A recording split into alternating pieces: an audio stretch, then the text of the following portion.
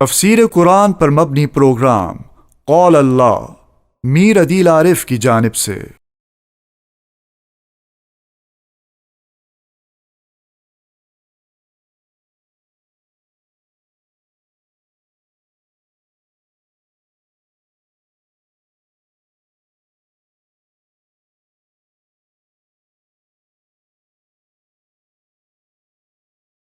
بسم اللہ الرحمن الرحیم۔ پروگرام قال اللہ میں آج ہم انشاءاللہ سورہ مائدہ کا 15واں رکوع ترجمے اور تفسیر کے ساتھ پڑھیں گے۔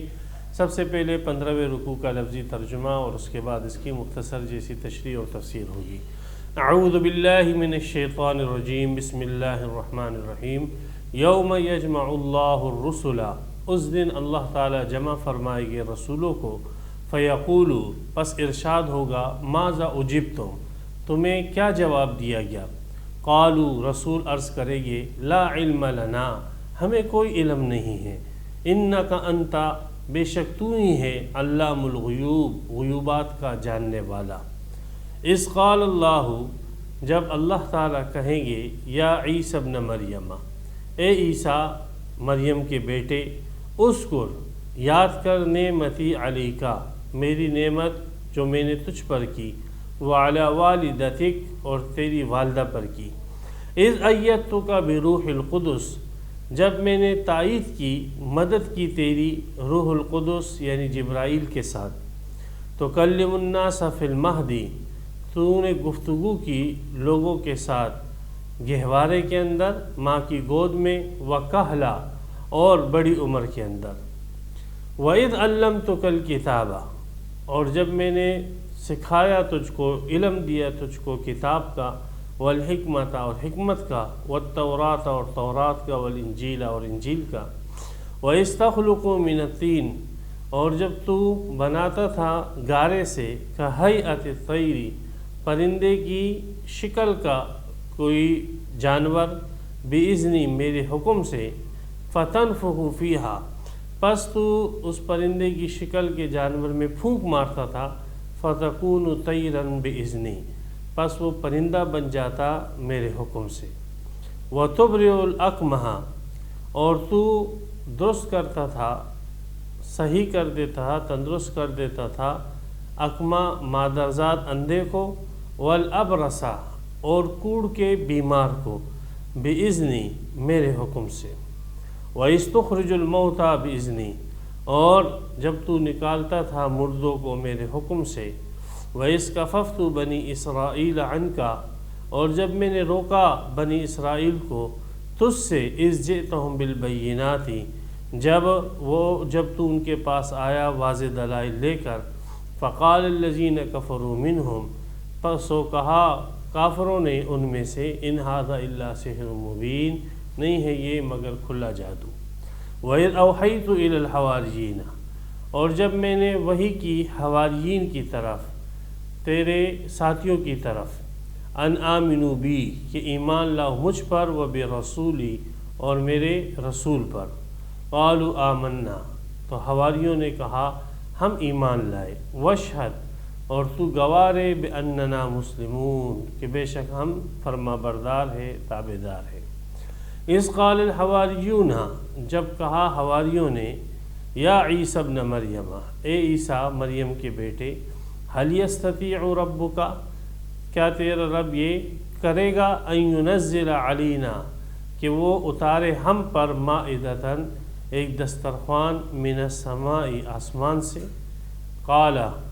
عیسیٰ نے کہا، اتقوا اللہ، اللہ سے ڈرو، ان کنتم مؤمنین، اگر تم ایمان والے ہو۔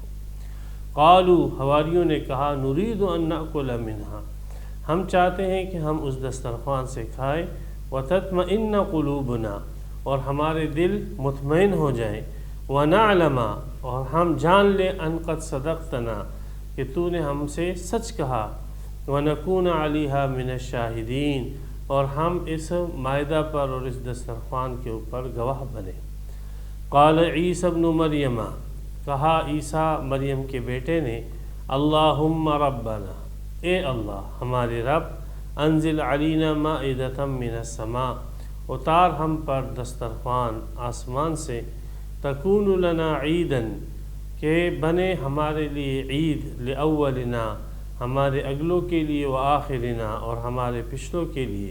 وآیۃ منک، اور تیری طرف سے ایک نشانی، وارزقنا، اور تو ہمیں رزق عطا فرما، وانت خیر الرازقین، اور تو بہترین رزق دینے والا ہے۔ قال اللہ، ارشاد ہوا اللہ کا، انی منزلها علیکم،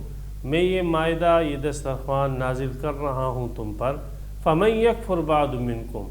سو جس نے انکار کیا تم میں سے اس کے بعد، فانی اعذبہ عذابا، میں اس کو عذاب دوں گا، ایسا عذاب، لا اعذبہ احدا، کہ میں نے ایسا عذاب نہ دیا ہوگا کسی ایک کو بھی، من العالمین، تمام جہان والوں میں سے۔ یہاں پر سورہ مائدہ کا 15واں رکوع مکمل ہوا۔ سورہ مائدہ میں اللہ سبحانہ و تعالیٰ کی طرف سے بہت سارے احکامات کا بیان تھا، اور بہت ساری چیزوں کی حلت اور بہت ساری چیزوں کی حرمت کا ذکر تھا سورہ مائدہ کے اندر۔ اب چونکہ یہ صورت اختتام پذیر ہے، اس لیے آخرت کا ذکر یہاں پر کیا گیا، اور انبیاء کرام سے ایک سوال کیا گیا کہ اللہ تبارک و تعالیٰ کی طرف سے جو احکامات آپ کو دیے گئے تھے اور آپ نے وہ احکامات قوم تک پہنچائے، تو قوم نے تمہیں کیا جواب دیا؟ یہ جو ہمارے احکامات ہیں، ان احکامات کو قوموں نے قبول کیا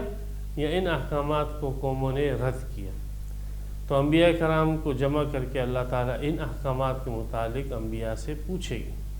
ارشاد اللہ تعالیٰ کا، فَلَنَسْأَلَنَّ الْمُرْسَلِينَ، ہم ضرور ضرور جو ہے رسولوں سے سوال کریں گے، اور ان لوگوں سے بھی سوال ہوگا جن کی طرف رسول کو بھیجا گیا تھا۔ تو یہاں پر پہلی آیت میں اس رکوع کی ارشاد ہے کہ یوم، اس دن، یعنی قیامت کے دن، یجمع اللہ الرسل، اللہ تعالیٰ تمام رسولوں کو جمع کر لے گی۔ تمام رسول، اس سے مراد انبیاء بھی آ گئے اس کے اندر، اس لیے کہ انبیاء کی تعداد جیسے مسند احمد کی حدیث ہے 1,24,000 ہے، اور رسولوں کی تعداد 313 ہے۔ تو یہاں پہ رسولوں سے مراد رسول بھی ہے اور نبی بھی ہیں۔ رسول کا اطلاق نبی پر اور نبی کا اطلاق رسول پر ہو جاتا ہے۔ فیقولو، تو اللہ تعالیٰ ان سب کو جمع کر کے انبیاء اور رسولوں کو پوچھیں گے ان سے، ماذا اجبتم، تمہیں کیا جواب دیا گیا تھا؟ قوموں نے اللہ کے احکامات کو مان لیا تھا یا نہیں؟ اب انبیاء کرام، ارشاد اللہ تعالیٰ کے اس فرمان اور اس پوچھنے پر انبیاء کرام جواب کیا دیں گے؟ عجیب جواب۔ انبیاء کرام عرض کریں گے، لا علم لنا، اے اللہ ہمیں کوئی علم نہیں ہے۔ اب یہاں پہ ایک سوال اٹھتا ہے کہ انبیاء کرام جو ہے وہ تو ان کو تو علم ہے، اور جیسے دیگر دوسری آیتوں میں آتا ہے کہ اللہ تعالیٰ نبی کو جو ہے گواہ کے طور پر اپنی امت پر پیش کریں گے، یوم ندعو کل اناس بامامہم۔ اسی طرح دوسری آیت میں فکیف اذا جئنا من کل امت شہیدا، ہر امت سے ہم جو ہے نبی کو گواہ کے طور پر لائیں گے، وجئنا بک علی ہؤلاء شہیدا، اور اے محمد صلی اللہ علیہ وسلم ہم آپ کو ان پر گواہ کے طور پہ لائیں گے۔ اور اس امت کے متعلق فرمایا، کذالک جعلناکم امۃ وسطا لتکونوا شہداء علی الناس ویکون الرسول علیکم شہیدا۔ تو یہ انبیاء کرام تو وہاں پہ جیسے حدیثوں میں اس کی وضاحت آئی ہے کہ امت کے خلاف گواہی دیں گے اور بتلائے گے کہ ہم نے ان امتوں کو آپ کے احکامات پہنچا دیے تھے اور انہوں نے نہیں مانا، حدیث میں اس کی تصریح آئی ہے۔ لیکن یہاں پر انبیاء کرام کا یہ جواب آیا ہے کہ لا علم لنا، اے اللہ ہمیں کوئی علم نہیں ہے۔ تو بظاہر یہاں پہ تعارض نظر آتا ہے، لیکن در حقیقت اس میں کوئی تعارض نہیں ہے۔ جہاں تک وہ روایتیں اور آیتیں ہیں کہ جس میں آتا ہے کہ انبیاء اپنی امتوں کے خلاف گواہی دیں گے، تو وہ صحیح ہے، وہ گواہی دیں گے، اور وہ گواہی ظاہر کے اعتبار سے ہوگی۔ یعنی دنیا کے اندر جب ایک انسان دوسرے انسان کو جانتا ہے تو وہ صرف ایک ظاہر کے اعتبار سے جانتا ہے۔ مثلا ایک شخص ہے، وہ نماز پڑھ رہا ہے تو آپ کہو گے یہ مسلمان ہے، ایک شخص ہے وہ بت کو سجدہ کر رہا ہے تو آپ کہو گے کہ یہ ہندو ہے، ایک شخص صلیب کے سامنے جھکا ہوا ہے تو آپ کہو گے یہ کرسچن اور عیسائی ہے۔ تو ایک انسان دوسرے انسان کو جو جانتا ہے دنیا میں، وہ ظاہر کے اعتبار سے، اور ظاہر کے اعتبار سے اس کے اوپر مسلمان، کافر، ہندو یا سکھ ہونے کا ایک حکم لگا دیتا ہے۔ آخرت کا جو معاملہ ہوگا وہ ظاہر کے اوپر مبنی نہیں ہوگا، آخرت کا معاملہ ہوگا وہ دل کی نیتوں اور ارادوں کے اوپر اور حقیقت حال کے اوپر۔ اس لیے کہ دنیا میں بہت سارے لوگ ایسے ہوں گے جو دنیا والے اس کو نیک اور اچھا سمجھتے ہوں گے، لیکن اللہ کے نزدیک وہ کوئی نیک نہیں ہوں گے۔ جیسے حدیثوں میں آتا ہے کہ شہید ہے، اس کو پیش کیا جائے، بھائی آپ کیوں شہید ہوئے؟ کہے یا اللہ تیری رضا کے لیے۔ ارشاد ہوگا آپ جھوٹ بولتے ہو، آپ اس لیے شہید ہوئے تھے کہ لوگ مجھ کو جو ہے کہے کہ بہت لڑنے والا اور بہت بڑا جو ہے اللہ کے راستے میں جان دینے والا ہے۔ آپ لوگوں کی تعریف کے جو ہے بھوکے تھے اور لوگوں سے اپنی تعریف کروانا چاہتے، وہ ہو چکی ہے، جاؤ جہنم۔ اس قسم کی حدیثیں آئی ہیں۔ تو قیامت کا جو دن ہوگا وہاں پر حکم ظاہر کے اعتبار سے نہیں لگایا جائے گا، بلکہ نفس الامر اور حقیقت اور دل کے حالت کے اعتبار سے ایک حکم لگایا جائے گا۔ تو انبیاء کرام جو ہے جہاں پر اپنی امت کے خلاف گواہی دیں گے وہ ظاہر کے اعتبار سے دیں گے، اور جہاں پر نفی کریں گے اور کہیں گے لا علم لنا، وہ نفی نفس الامر اور حقیقت کے اعتبار سے ہوگی، دلوں کے اعتبار سے ہوگی کہ یا اللہ یہ ایمان اور کفر کا تعلق اور آج قیامت کے دن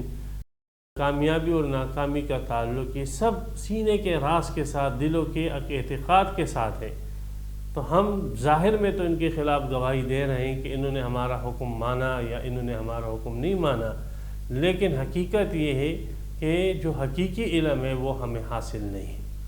ہمیں یہ معلوم نہیں ہے کہ انہوں نے جو ہمارے حکم کو مانا تھا وہ دل سے مانا تھا یا منافقت کی تھی۔ ہمیں یہ معلوم نہیں کہ انہوں نے جو ہم نے ان کو حکم بتلائے تھے، انہوں نے اس حکم کے اوپر عمل نہیں کیا تھا کسی مجبوری کی وجہ سے یا جو ہے انکار کی وجہ سے۔ یہ دل کی ساری کیفیت ہے، یہ اللہ تو ہی جانتا ہے۔ تو لا علم لنا کے اندر حقیقی علم کی، دل کے علم کی نفی ہے، جیسے اس کے اوپر آیت کا آخری جو ہے حصہ ہے وہ دلالت کرتا ہے انک انت علام الغیوب، اے اللہ تو ہی غیوبات کا جاننے والا ہے، دل کی بات غیب میں سے ہے اور چھپی ہوئی بات ہے، اور اس بات کو، دل کی بات کو ہم نہیں جانتے۔ ایمان، تصدیق قلبی یہ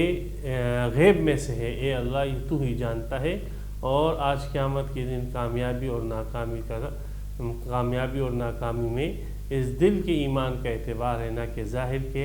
اعتبار ہے۔ ظاہر کے اعتبار سے ہم بتلا دیتے ہیں کہ یہ شخص اس نے حکم مانا تھا اور اس شخص نے حکم نہیں مانا تھا، باقی دل کی کیفیت کے اعتبار سے لا علم لنا، ہمیں کوئی علم نہیں ہے۔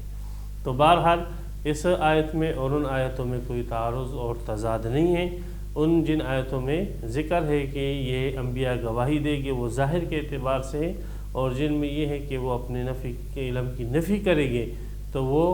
دل کے علم کے اعتبار سے اور حقیقی ایمان کے ہونے اور نہ ہونے کے اعتبار سے۔ تو یہ تو معاملہ ہو گیا قیامت کے دن احکامات کے متعلق، کہ احکامات کے ساتھ امتوں نے برتاؤ کیا کیا۔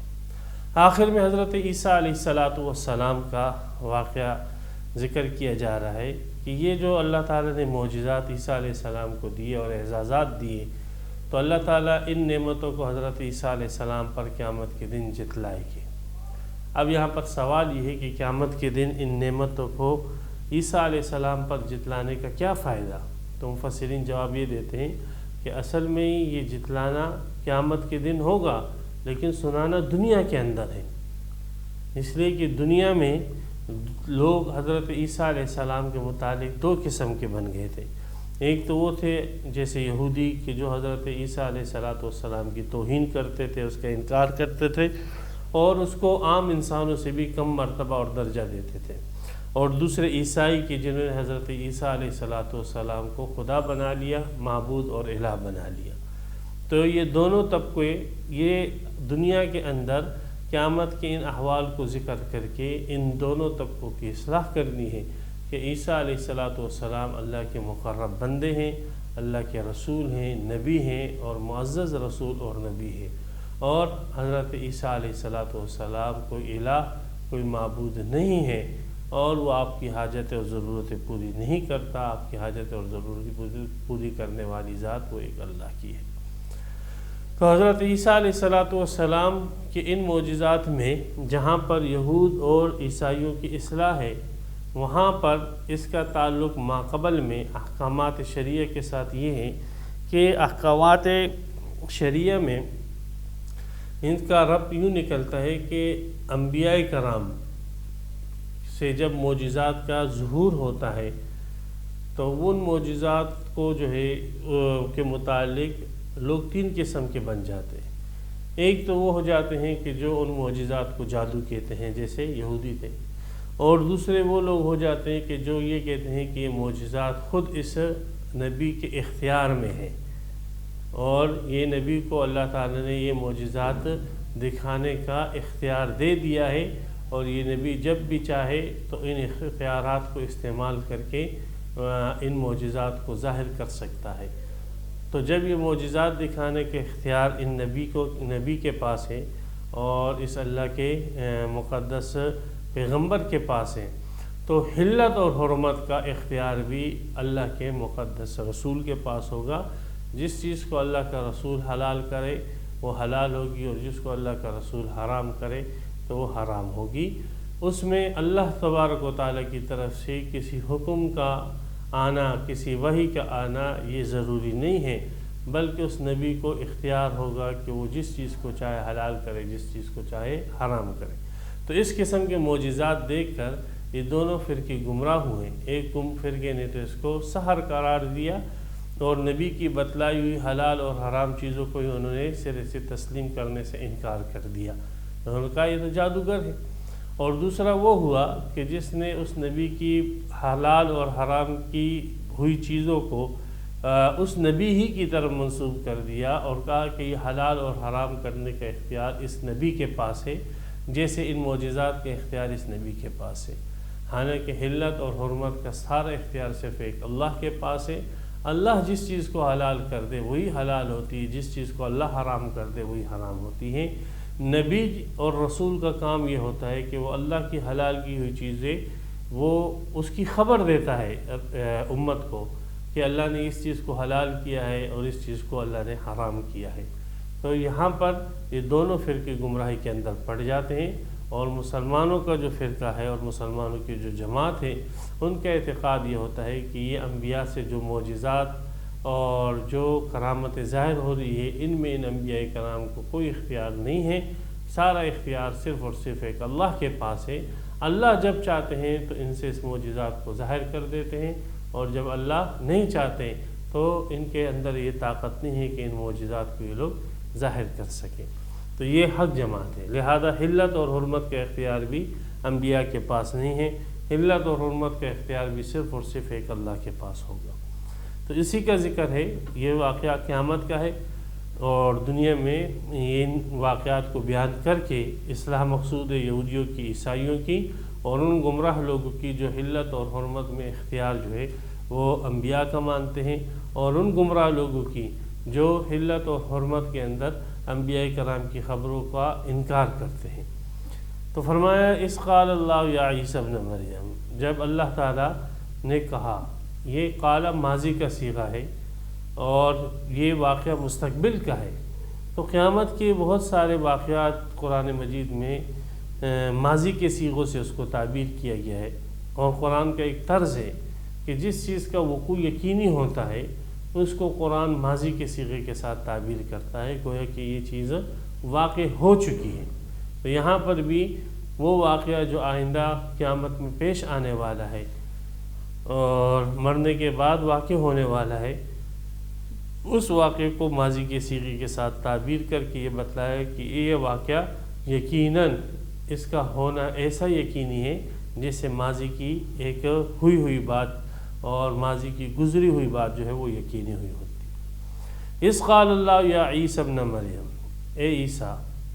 اذکر نعمتی علیک وعلی والدتک، یاد کر میری نعمت کو، جو میں نے تجھ پر کی اور تیری والدہ پر کی۔ اب یہ عیسیٰ علیہ السلام پر تو نعمت تھی، والدہ پر طبعاً نعمت تھی،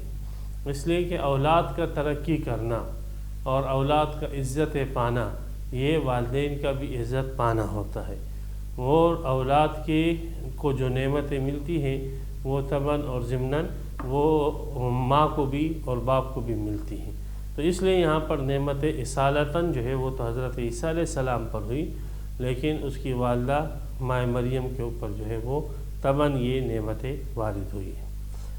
اذ ایدتک بروح القدس، سب سے پہلی نعمت یہ ہوئی کہ اللہ تعالیٰ نے فرمایا کہ میں نے آپ کو تائید کی، آپ کی مدد کی روح القدس کے ساتھ۔ روح القدس سے مشہور قول کے مطابق یہی ہے کہ جبرائیل علیہ السلام مراد ہے، اور بعض حضرات نے اس سے یہ لیا ہے کہ روح القدس سے مراد خود اللہ کی ذات ہے، بعض نے کچھ اور تعویلیں کی ہیں، لیکن جمہور کی تعویل یہ ہے کہ روح القدس سے مراد حضرت جبرائیل علیہ السلام ہے۔ اور جبرائیل علیہ السلام نے ان کی مدد یوں کی کہ ماں مریم، جیسے سورہ مریم کے اندر ہے، تو ماں مریم کے گریبان میں انہوں نے پھونکا، تو وہاں جو ہے اس پھونک کے اثر سے اللہ تعالیٰ نے ماں مریم کا حمل ٹھہرایا، اور نفخ جبرائیل سے حضرت ماں مریم کا حمل ٹھہرا۔ تو ماں مریم کے اس حمل کا اور جبرائیل کا تعلق وہیں سے جڑ گیا، اور پھر جب ماں مریم نے اس بچے کو جنا تو حضرت جبرائیل علیہ السلام آئے اور ماں مریم کو بتایا کہ آپ جو ہے یہاں سے کھجوریں کھا لیں اور پانی پی لیں وغیرہ۔ تو یہ ساری تائیدات اور ساری جو وہ تھی کیا نام ہے مددیں تھی، یہ ماں مریم کے ساتھ ہو رہی تھی اس وقت اصالتاً اور ضمناً حضرت عیسیٰ علیہ السلام کے ساتھ۔ پھر جب حضرت عیسیٰ علیہ السلام نبی بنے تو ان کی تائید حضرت جبرائیل علیہ السلام کے ساتھ ہوتی رہی، اور یہ وحی لاتے رہے۔ تو کلم الناس فی المہدی وکہلا، تو لوگوں سے گفتگو کی تو فی المہد، گہوارے کے اندر ماں کی گود میں تو نے جو ہے گفتگو کی، وکہلن، اور بڑی عمر کے اندر۔ اب ماں کے گہوارے کے اندر جو ہے ماں کی گود میں گفتگو کرنا، اس کا ذکر سورہ مریم میں ہے کہ جب ماں مریم سے پوچھا گیا یا مریم انا لکی ھذا، یا مریم، اے مریم یہ بچہ جو ہے کس کا ہے؟ قالت، تو یا اخت ہارون ما کان ابوک امرأ سوء وما کانت امک بغیہ، اے ہارون کی بہن، تیرا والد جو ہے وہ تو اچھا آدمی تھا، اور تو نے یہ کہاں سے، بچہ کہاں سے پیدا ہو گیا؟ تیری تو شادی بھی نہیں، تو نہ تیری والدہ اس قسم کی ہے، تم لوگ تو شریف اور معزز خاندان سے ہو، صلحاء کے خاندان سے تیرا تعلق ہے، بچہ کہاں سے آیا؟ تو حضرت ماں مریم نے بچے کی طرف اشارہ کیا، تو اس موقع پر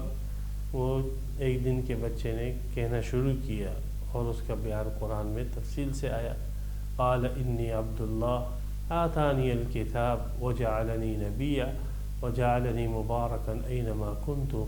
واوصانی بالصلاة والزکاة حیا وبرا بوالدتی ولم یجعلنی جبارا شقیا۔ سورہ مریم کے اندر اس کی تفصیل، تو یہ گفتگو ساری اس کی ذکر ہے۔ اب یہاں پر سوال یہ ہوتا ہے کہ گفتگو بچپن کے اندر ماں کی گود میں کرنا تو چلو ایک معجزہ ہے، سمجھ میں آتا ہے، لیکن بڑی عمر کے اندر گفتگو کرنے کو کیسے معجزہ ٹھہرایا گیا ہے؟ بڑی عمر کے اندر تو سب گفتگو کرتے ہیں، تو اس کو معجزات کی فہرست کے اندر کیسے لایا گیا ہے؟ تو اس میں امام رازی رحمۃ اللہ علیہ نے تفسیر کبیر میں جواب یہ دیا کہ آپ کی بچپن کی گفتگو اور بڑی عمر کی گفتگو دونوں ایک ہی نسق پر اور ایک ہی طرز پر ہے، یعنی ایسے نہیں ہیں بچپن میں کوئی گفتگو کی تو کوئی یہ سمجھ سکتا تھا کہ ایسے ہے جیسے چھوٹے بچے 1 سال 2 سال کے توتلی زبان میں ادھر ادھر کی باتیں فضول کرتے ہیں، تو کسی کو یہ وہم ہو سکتا تھا کہ حضرت عیسیٰ علیہ السلام نے بچپن میں اس قسم کی باتیں کی۔ اس وہم کو زائل کرنے کے لیے بتلایا کہ نہیں، عیسیٰ علیہ السلام نے بچپن میں ویسی باتیں کی کہلن، جیسی بڑی عمر کے اندر باتیں کرتے تھے۔ بڑی عمر کے گفتگو اور اس بچپن کے ماں کے گود کے اندر بیٹھے ہوئے گفتگو، دونوں جو ہے گفتگو ایک درجے کی اور برابر ایک ہی نظم اور نسق کی گفتگو ہے، اور بڑی عالمانہ اور بڑی فقیہانہ اور بڑی سمجھداری کی گفتگو ہے۔ تو اس لیے فی المہدی کے بعد جو ہے کہلن لے کر اس وہم کو دفع کیا ہے کہ بچپن کے اندر گفتگو ایسے نہیں کی جیسے توتلے چھوٹے بچے 1 سال 2 سال کے کر دیتے ہیں، ایسی گفتگو نہیں تھی، بلکہ ایسی گفتگو تھی جیسے بڑی عمر کے حضرات کرتے ہیں۔ دوسرا جواب جو ہے معارف القرآن کے اندر مفتی شفیع صاحب نے دیا، انہوں نے فرمایا کہ یہ اصل میں حضرت عیسیٰ علیہ السلام کے دوبارہ دنیا میں آنے کی طرف اشارہ ہے، اس لیے کہ عیسیٰ علیہ السلام نے بڑی عمر نہیں پائی اور عیسیٰ علیہ السلام کو زندہ آسمانوں پر اٹھا لیا گیا۔ تو جب عیسیٰ علیہ السلام جو ہے دوبارہ آئے گے قیامت سے پہلے زمین پر، تو اس وقت پھر وہ بڑی عمر کے ہوں گے اور اس موقع پر پھر وہ گفتگو کریں گے۔ تو عیسیٰ علیہ السلام کا بڑی عمر کے اندر گفتگو کرنا یہ خود ایک معجزہ ہوگا، اس لیے کہ بڑی عمر کے اندر عیسیٰ علیہ السلام سینکڑوں سالوں کے بعد آ کر جو ہے پھر وہ گفتگو کر رہے ہیں، آسمان سے آنے کے بعد گفتگو کر رہے ہیں، اتنے طویل عرصے کے بعد آ کر بڑی عمر کے اندر یہ گفتگو کرنا یہ واقعی معجزہ ہے، اور یہ حضرت عیسیٰ علیہ السلام کے دوبارہ نزول کی طرف اشارہ ہو جائے گا۔ وَإِذْ عَلَّمْتُكَ الْكِتَابَ وَالْحِكْمَةَ، اور ہم نے تجھے سکھایا کتاب کا علم دیا اور حکمت کا۔ پھر آگے کتاب اور حکمت کی وضاحت کر دی کہ کتاب سے مراد التورات، تورات ہے اس لیے کہ اس کے اندر احکامات تھے تورات کے اندر، والانجیل، اور حکمت سے مراد بتلا دیے کہ انجیل ہے، اور انجیل کو حکمت اس لیے کہا کہ انجیل کے اندر احکامات شاذ و نادر ہے، بہت کم ہے، اور اکثر اس میں حکمت کی باتیں ہیں، نصیحت اور واعظ کی باتیں ہیں۔ تو یہ کتاب و حکمت کی تفسیر تورات اور انجیل کے ساتھ ہوگی۔ اور بعض حضرات نے یہ کہا، جیسے معارف القرآن میں مفتی شفیع صاحب، انہوں نے فرمایا یہ دوسری دلیل ہے حضرت عیسیٰ علیہ السلام کے دوبارہ نزول کی، کہ حضرت عیسیٰ علیہ السلام کو اللہ تعالیٰ تورات کا علم بھی دیا تھا اور انجیل کا بھی، اور علمتک الکتاب سے مراد قرآن مجید ہے، اور حکمت سے مراد پیغمبر علیہ السلام کی سنتیں ہیں۔ تو اور یہ علم جو ہے قرآن اور سنت کا، یہ عیسیٰ علیہ السلام کو اس وقت دیا جائے گا کہ جب عیسیٰ علیہ السلام دوبارہ نزول فرمائے گے۔ تو قرآن اور سنت کے اس علم کے دینے میں اشارہ ہے اس بات کی طرف کہ حضرت عیسیٰ علیہ السلام دوبارہ دنیا میں نزول فرمائے گے۔ تو گویا کہ یہ 2 آیتوں میں اشارے ہوئے کہ حضرت عیسیٰ علیہ السلام کے دوبارہ آنے کی طرف۔ تو کتاب سے مراد قرآن مجید اور حکمت سے مراد پیغمبر علیہ السلام کی احادیثیں ہیں۔ وَإِذْ تَخْلُقُ مِنَ الطِّينِ، اور جب تو بناتا تھا من الطین، گارے سے، کہیئت الطیر، پرندے کی حیت کے مطابق، پرندے کی حیت کے مثل، پرندے کی شکل کا کوئی جانور بناتا، بِإِذْنِ، اللہ کے حکم سے بناتا۔ اللہ کہتے کہ ابھی آپ پرندہ بناؤ، تو عیسیٰ علیہ السلام پرندے کی شکل کا ایک گارے سے جو ہے ایک مورتی بنا لیتے، فَتَنْفُخُ فِيهَا، پس عیسیٰ علیہ السلام اس گارے کے اندر اور اس مورتی کے اندر پھونک مارتے، فَتَكُونُ طَيْرًا، پس وہ پرندہ اڑنے لگتا، پرندہ بن جاتا، حقیقتاً پرندہ بن جاتا، بِإِذْنِ، اللہ فرماتے ہیں کہ یہ جو پرندہ بن جاتا اور اڑنے لگ جاتا یہ میرے حکم سے۔ تو یہ بِإِذْنِ کے الفاظ بتلا رہے ہیں کہ یہ معجزات نبی کے اختیار میں نہیں ہوتے ہیں، اور یہ معجزات جب اللہ تعالیٰ چاہتے ہیں، اللہ کا حکم ہوتا ہے تب یہ ظاہر کرتے ہیں اور ان سے ظاہر ہو جاتے ہیں، اور جب اللہ نہیں چاہتا تو پھر یہ معجزات ان سے ظاہر نہیں ہوتے۔ وَتُبْرِئُ الْأَكْمَحَ وَالْأَبْرَصَ، مزید ان کے معجزات میں سے یہ کہ مادرزاد اندھا، اکمہ ایک عامہ ہوتا ہے جو اندھا ہے، اور اکمہ جو مادرزاد اندھا، پیدائشی طور پر اس میں دیکھنے کی صلاحیت نہیں، والابرص، اور جزام کا مریض جو ہے جس کے اوپر جزام کے سفید داغ ہوتے ہیں، تو اس کو تو درست کر دیتا، تندرست کر دیتا بِإِذْنِ، یہ بھی معجزہ ہوتا، حضرت عیسیٰ علیہ السلام ہاتھ پھیرتے اور وہ تندرست ہو جاتا۔ انجیل کے اندر یہ معجزات ذکر ہیں، بچپن کے اندر گفتگو کرنا یہ انجیل طفولیت کے اندر مذکور ہے، اور پرندے کی مثل جو ہے بنا دینا یہ بھی انجیل طفولیت کے اندر مذکور ہے، اگرچہ آج کل کے عیسائی انجیل طفولیت کو نہیں مانتے جیسے تفسیر حقانی کے اندر لکھا ہوا ہے، لیکن بہرحال ایک زمانے تک تیسری صدی تک جو ہے یہ انجیل طفولیت یہ مشہور تھی، اور عیسائی کے بڑے بڑے علماء اس انجیل طفولیت کو دلیل کے طور پر پیش کرتے تھے۔ وَإِسْتُخْرِجُ الْمَوْتَى بِإِذْنِي، اور جب تو مردے کو نکالتا تھا میرے حکم سے، تو مردے کو زندہ کرتے تھے۔ اس جگہ پر علامہ ابن کثیر رحمۃ اللہ علیہ نے اللہ کے وہ اسماء حسنہ بیان کی ہیں کہ جو حضرت عیسیٰ علیہ السلام ان اسماء حسنہ کو لے کر دعا کرتے تھے، 2 رکعت نماز پڑھتے، ان اسماء حسنہ کو ذکر کرتے اور پھر مردے دعا کرتے اور اللہ تعالیٰ اس مردے کو زندہ کر دیتے۔ تو وہ اسماء حسنہ جو ہے اس موقع پر ابن کثیر نے اپنی تفسیر میں لکھے ہیں، اور دیگر جو مشکلات میں حضرت عیسیٰ علیہ السلام جن اسماء حسنہ کے ساتھ دعا کرتے تھے وہ بھی وہاں پر مذکور ہیں۔ تو جس آدمی کو شوق ہو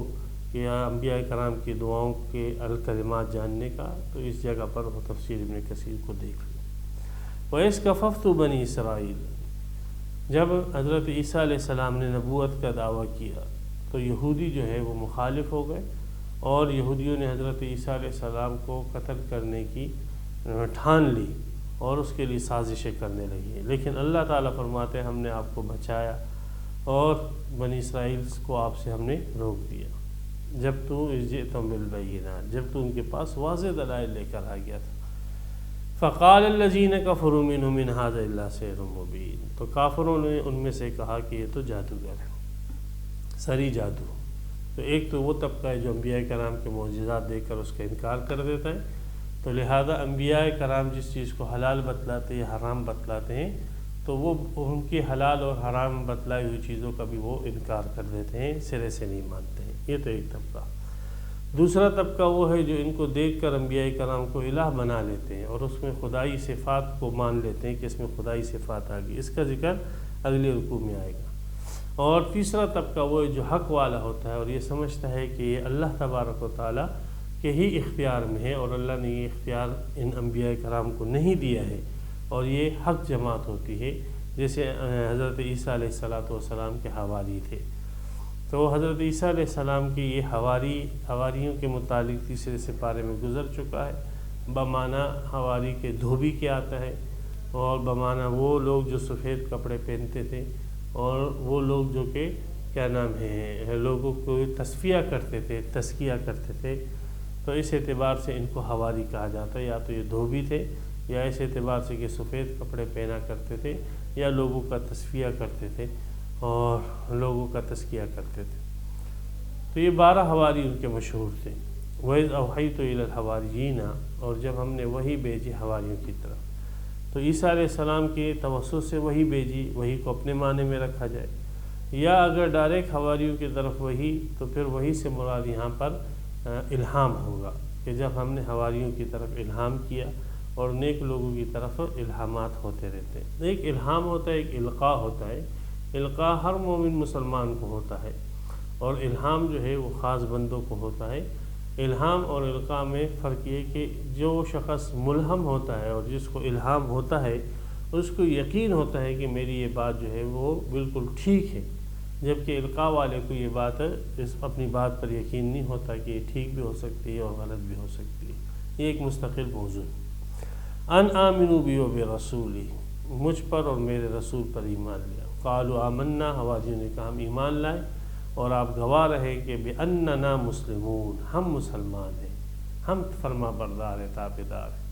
یہ وہی نام ہے جو حضرت ابراہیم علیہ السلام نے امت کا رکھا ہوا، سماکم المسلمین، اور یہ وہی نام ہے جو حضرت ابراہیم علیہ السلام نے اپنے ماننے والوں کو رکھا، اور حضرت یعقوب علیہ السلام نے رکھا، اور دیگر انبیاء کرام نے رکھا۔ اور دیکھو حواریوں سے بھی یہ اعتراف کروایا جا رہا ہے کہ حواری جو تھے وہ عیسائی نہیں تھے، بلکہ حواری جو تھے وہ مسلم تھے، حواری مسلم تھے۔ عیسائی یہ گلہ کرتے ہیں کہ قرآن میں ہمیں عیسائی نہیں کہا گیا، اور قرآن کے اندر جو ہے ہمیں اہل کتاب اور اس قسم کے القاب سے، تو حقیقت میں تمہارے یہ جو القاب ہیں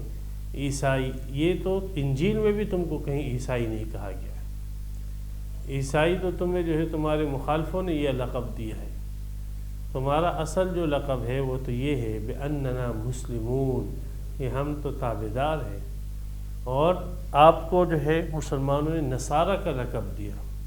اور یہ ماخوذ ہے نحن انصار اللہ۔ جب عیسیٰ علیہ السلام نے کہا سورہ صف میں من انصاری، کون ہے جو اللہ کے کام میں میری مدد کرے گا، تو حواریوں نے کہا نحن انصار اللہ۔ اسی سے ماخوذ ہو کر قرآن نے آپ لوگوں کو یہ لقب دیا، وَإِذْ قَالَتِ الْيَهُودُ وَالنَّصَارَىٰ، عیسائی کا لقب تو آپ کے مخالفین نے آپ کو دیا ہے، تو یہاں پر مسلم کا لقب ہے۔ تو یہ حواری جو حضرت عیسیٰ علیہ السلام کے اولین شاگرد ہیں، یہ بھی حضرت عیسیٰ علیہ السلام کے متعلق یہ اعتقاد نہیں رکھتے تھے کہ وہ الہ ہے، بلکہ ان کا اعتقاد بھی یہی تھا کہ جو بھی احکامات اللہ کی طرف سے ہمیں بتلائے گے ہم اس کی تابعداری کریں گے، اور عیسیٰ علیہ السلام کے اختیار میں کچھ بھی نہیں ہے۔ دیکھیں کہ خود حواریوں نے جب ان کو طلب ہوئی کھانے کی، تو انہوں نے عیسیٰ علیہ السلام سے یہ نہیں کہا کہ اے عیسیٰ آپ کے پاس تو خدائی اختیارات ہیں اور آپ تو الہ ہو اور آپ ہمیں کھانا دو، نہیں، بلکہ حواریوں نے کہا عیسیٰ کہ آپ اللہ سے دعا کرو اور اللہ سے یہ کہو کہ ہمارے لیے آسمان سے کھانا اتاروائے۔ اور اس قسم کا مطالبہ اور اس قسم کی دعا وہ حضرت عیسیٰ علیہ السلام سے کروا رہے ہیں، تو اس سے خود واضح ہوا کہ حواریوں کا عقیدہ جو اول مسلم تھے اور عیسیٰ علیہ السلام کے سب سے پہلے ماننے والے تھے، ان کا اعتقاد جو ہے واضح ہوا۔ عیسیٰ علیہ السلام کا بھی اعتقاد واضح ہوا اور ان کے حواریوں کا بھی اعتقاد واضح ہوا۔ یا عیسیٰ ابن مریم هل یستطیع ربک، کیا تیرا رب ایسا کر سکتا ہے، تیرا رب یہ کرے گا۔ استطاعت کے معنی یہاں پہ طاقت کے آتے ہیں کہ کیا تیرے رب میں یہ طاقت ہے،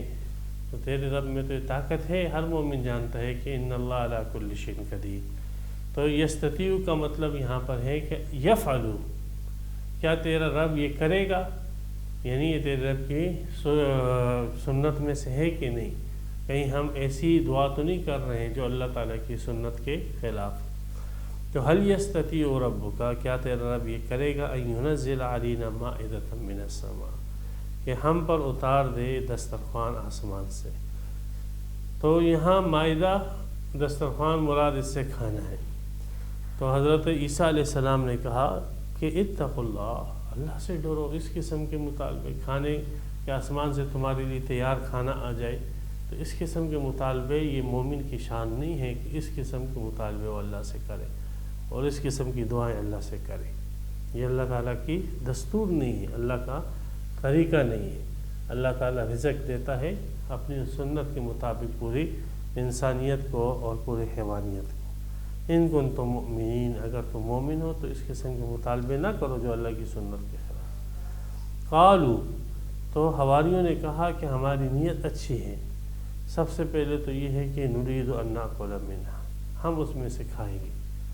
اور فارغ البال ہو جائے گے، اور دین کا کام ہم جو ہے فارغ البالی کے ساتھ کریں گے، ہمیں معاش کی فکر نہیں رہے گی۔ دوسرا وَتَطْمَئِنَّ قُلُوبُنَا، ہمارے دل کو اطمینان حاصل ہو جائے گا۔ وہ جیسے حضرت ابراہیم علیہ السلام نے اللہ تعالیٰ سے عرض کیا تھا کہ اے اللہ آپ جو ہے کیسے مردوں کو زندہ کرتے ہو، اللہ تعالیٰ نے ابراہیم علیہ السلام سے یہی فرمایا تھا کہ کیا آپ کو ہمارے قوت کے اوپر قدرت پر یقین نہیں ہے؟ تو ابراہیم علیہ السلام نے کہا کہ بالکل یا اللہ مجھے یقین ہے آپ کی قوت اور قدرت پر، لیکن میں جو ہے اپنے یقین میں اور اضافہ چاہتا ہوں اور اپنے علم کے اندر اور اضافہ چاہتا ہوں۔ جو چیز مجھے علم کے درجے تک معلوم ہے میں مشاہدے کے علم کو حاصل کرنا چاہتا ہوں۔ تو یہ اطمینان علمی ہے، اطمینان قلبی ہے کہ مشاہدے کے ذریعے ایک چیز کا مشاہدہ ہو جائے۔ تو یقین تو تھا، علم تو تھا، تو ایک فائدہ تو یہ ہوگا ہم فارغ البال ہو جائے گی، دوسرا یہ ہے کہ ہمارے علم اور ایمان میں ترقی ہو جائے گی۔ تیسرا وَنَعْلَمَ أَنْ قَدْ صَدَقْتَنَا، ہمیں یقین ہو جائے گا کہ آپ نے ہم سے سچ کہا، اور آپ نے جو کہا کہ اللہ ہر چیز کر سکتا ہے، تو ہمارے کو اس کے اوپر اس اعتقاد اور پختہ اور یقین ہو جائے گا کہ سب کچھ اللہ کے اختیار میں۔ وَنَكُونَ عَلَيْهَا مِنَ الشَّاهِدِينَ، اور چوتھا فائدہ یہ ہوگا کہ ہم اس کے اوپر ایک گواہ بن جائیں گے اور لوگوں کے سامنے پھر آپ کے اس معجزات کی ہم گواہی دیں گے۔ تو جب عیسیٰ علیہ السلام نے دیکھا کہ ان کی نیت اور ارادے اچھے ہیں تو عیسیٰ علیہ السلام نے دعا کی، قال عیسیٰ ابن مریم اللہم ربنا، اے اللہ، اے ہمارے رب، انزل علینا مائدۃ من السماء۔ تو دیکھو عیسیٰ علیہ السلام دعا کر رہے ہیں، اس سے پتہ لگا کہ عیسیٰ علیہ السلام نے جو معجزات دکھائے تھے یہ ان کے اختیار میں نہیں ہیں، ان میں خدائی صفات نہیں ہے۔ تو جب ان میں خدائی صفات نہیں ہے تو علت اور حرمت کا اختیار بھی ان کے پاس نہیں ہے۔ تکون لنا عید لاولنا وآخرنا، تاکہ ہمارے لیے خوشی بنے، عید بنے ہمارے اگلے اور پچھلوں کے لیے، وآیۃ منک، اور آپ کی طرف سے ایک نشانی بن جائے، وارزقنا، ایک رزق ہو جائے گا اور آپ بہترین رزق دینے والے ہو۔ تو یہ فائدے حضرت عیسیٰ علیہ السلام نے بتلائے ہیں کہ آپ ہم پر آسمان سے جو ہے مائدہ اتارے، اس سے یہ ہوگا کہ ہمارے اگلے پچھلوں کے لیے ایک خوشی ہو جائے گی۔ جو موجودہ لوگ ہیں ان کے لیے خوشی یہ ہے کہ ان کے دلوں کا اطمینان ہو جائے گا، ان کا یقین بڑھ جائے گا، اور آگے لوگوں کے لیے یہ ہے کہ ان کو اپنے آباء و اجداد کے اوپر جو اللہ کے احسانات ہوئے ہیں ان احسانات پہ ان کو خوشی کا اظہار ہوگا، اور ایک نشانی ہو جائے گی عیسیٰ علیہ السلام کے سچے ہونے کی اور اللہ کے ساتھ ان کے تعلق کی، اور کھانا پینا بھی ہو جائے گا۔ تو حضرت عیسیٰ علیہ السلام نے یہ دعا کی۔ تفسیر کبیر میں ہے کہ یہ دعا قبول ہوئی اور اتوار کے دن وہ مائدہ آسمان سے اترا، اس لیے عیسائیوں نے اتوار کے دن کو جو ہے وہ اپنی عید بنائی۔ باقی عیسائی جو ہے اس مائدے کے نزول کا انکار کرتے ہیں، لیکن غالباً لوقا کی انجیل کے اندر اس قسم کے مائدے کے نزول کا ذکر موجود ہے، اور عیسائی جو ہے جس انداز سے قرآن میں اس کا ذکر ہے اس کا انکار کرتے ہیں۔ تو اس سے پتہ لگا کہ عیسائیوں کو حضرت عیسیٰ علیہ السلام کے جو پورے حالات تھے وہ بھی ان بیچاروں کے پاس منضبط نہیں ہیں، اور بہت ساری باتیں ان سے رہ چکی ہیں، اور بہت ساری باتیں ایسی جو عیسیٰ علیہ السلام کی طرف انہیں منسوخ کی وہ غلط ہے۔ قال اللہ انی منزلها علیکم، اللہ نے فرمایا کہ میں اس مائدے کو، دسترخوان کو تم پر اتار رہا ہوں۔ فمن یکفر بعد منکم، تو جو ناشکری کرے گا تم میں سے اس کے بعد، فانی اعذبہ، تو میں اس کو عذاب دوں گا، عذاب ایسا عذاب لا اعذب احد من العالمین، کہ جہانوں والوں میں سے کسی کو میں نے ایسا عذاب نہیں دوں گا۔ تو یہ دسترخوان اترا، روایتوں میں آتا ہے کہ اس دسترخوان میں بعض میں آتا ہے 5 روٹیاں تھی، بعض میں 7 روٹیاں تھیں، مچھلی تھی، مچھلی کے ساتھ سرکہ تھا، نمک تھا، اور کیا نام ہے، کچھ بعض میں آتا ہے کہ چکندر اور دیگر جو سلاد وغیرہ تھی یہ چیزیں بھی اس کے ساتھ موجود تھیں۔ تو یہ پورا ایک دسترخوان فرشتے جو ہے آسمان سے اتار کے لے کر آئے اور حضرت عیسیٰ علیہ السلام کے ساتھیوں کے سامنے رکھا، اور حضرت عیسیٰ علیہ السلام کے ساتھی ڈر گئے اس میں سے کھانے سے کہ ہم سے کہیں اس کا ناشکری نہ ہو جائے اور حق ادا کرنے میں کمی نہ ہو جائے۔ تو حضرت عیسیٰ علیہ السلام نے جب دیکھا کہ وہ اس کی طرف ہاتھ نہیں بڑھا رہے تو انہوں نے غریب غرباؤں کو بلا کے اس دسترخوان کا سارا کھانا ان کو کھلایا، اور وہ کھانا پھر وہی لوگ کھاتے تھے، غریب غرباؤں۔ بعض مفسرین کی رائے یہ ہے کہ یہ دسترخوان کے نزول کا اللہ نے تو فرمایا کہ میں اس کو اتاروں گا، لیکن اس شرط کے ساتھ کہ اس کی ناشکری نہ کی جائے۔ تو جب اس شرط کے ساتھ اس کو مشروط کیا تو حواریوں نے کہا کہ یہ شرط تو سخت ہے، ایسے نہ ہم سے ناشکری نہ ہو جائے یا ہم سے بعد والے لوگوں سے ناشکری نہ ہو جائے۔ تو انہوں نے پھر معذرت کی، اور ان کے معذرت کرنے کی وجہ سے دسترخوان نہ اترا، لیکن جمہور کا موقف یہ ہے کہ دسترخوان اترا، حتیٰ کہ بعض لوگوں سے اس میں ناشکری بھی ہوئی۔ ترمذی کی روایت ہے کہ اللہ تعالیٰ نے ان کو خنزیر کی شکلوں میں مسخ کر دیا تھا۔ تو بہرحال اللہ تعالیٰ کی طرف سے نعمتیں آئی تھیں حضرت عیسیٰ علیہ السلام پر، اور ان نعمتوں کو اللہ تعالیٰ نے شمار کیا حضرت عیسیٰ علیہ السلام پر قیامت کے دن، اور اس کا مقصد جو ہے میں آپ کو بتلا چکا ہوں کہ اس کو اللہ تعالیٰ نے اس رکوع میں کیوں لایا ہے۔ تو یہ 2 جماعتیں ہو گئی کہ جن کا نظریہ معجزات انبیاء کرام کے متعلق یہ تھا کہ ایک جماعت تو اس کو سحر سمجھتی اور دوسری جماعت جو اہل حق کی تھی وہ سمجھتی تھی کہ حضرت عیسیٰ علیہ السلام کا اس میں کوئی اختیار نہیں ہے، لہذا کسی بھی حلت اور حرمت کے اندر جو ہے انبیاء کرام کے اختیار. تیسرے وہ جماعت کی جنہوں نے ان صفات کی وجہ سے ان انبیاء کرام کو الہ اور معبود بنا دیا اور ان صفات کا اختیار سارا کا سارا انبیاء کرام کے اندر مانا, اور جب ان صفات کے اختیار ان میں مانا تو پھر حلت اور حرمت کے اختیار بھی ان کے اندر مانا. اس کا اگلے رکوع کے اندر اس فرقے کے عقائد کا ذکر کر کے اس کی تردید ہے. اللہ تعالی ہمیں قرآن کی صحیح فہم اور سمجھ عطا فرمائے اور قرآن کے مطابق ہمیں اپنے عقیدے, اپنے نظریات اور اپنے عمل کو بنانے کی توفیق عطا فرمائے. وآخر دعوانا الحمدللہ رب العالمین. تفسیر قرآن پر مبنی پروگرام قول اللہ میر عدیل عارف کی جانب سے